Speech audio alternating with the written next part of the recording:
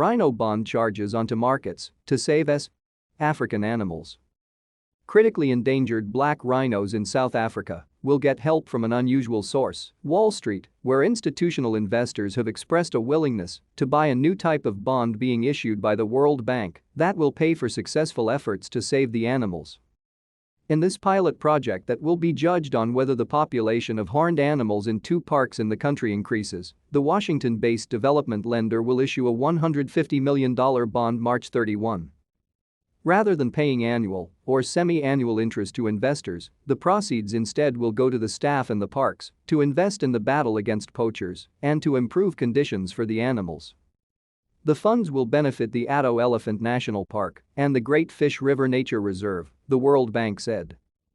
To stay up to date with latest top stories, make sure to subscribe to this YouTube channel by clicking the button above this video. Officials hope the bond, 2 years in the making, will offer a new model to leverage private funds to finance conservation efforts or other projects. The catch is they must have benchmarks that can be objectively measured.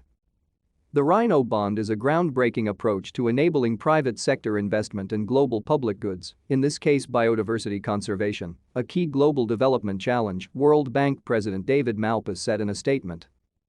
The pay-for-success financial structure protects an endangered species and strengthens South Africa's conservation efforts.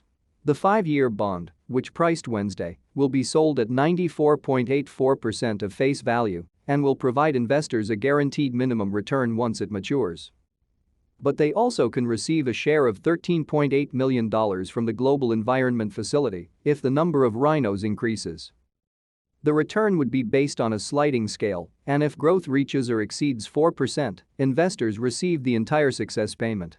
What we're looking to do here is really change that risk allocation and say, is there a way that we can pass some of that project performance and risk to someone else other than governments and donors, said Michael Bennett, head of market solutions and structured finance at the bank.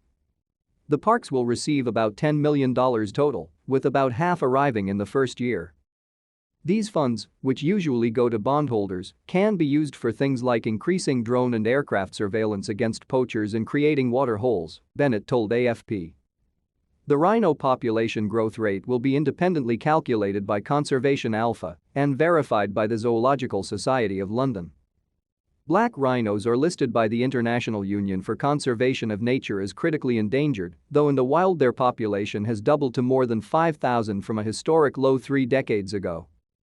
The animals are slaughtered for their horns, which are smuggled into Asia, where they are mistakenly believed to have medicinal benefits. The South African government last month issued hunting permits that would allow 10 of the animals to be killed, along with 150 elephants. The bond issue comes at a time when more investment funds are under pressure to invest in environmentally friendly or socially conscious ventures, a category known as ESG.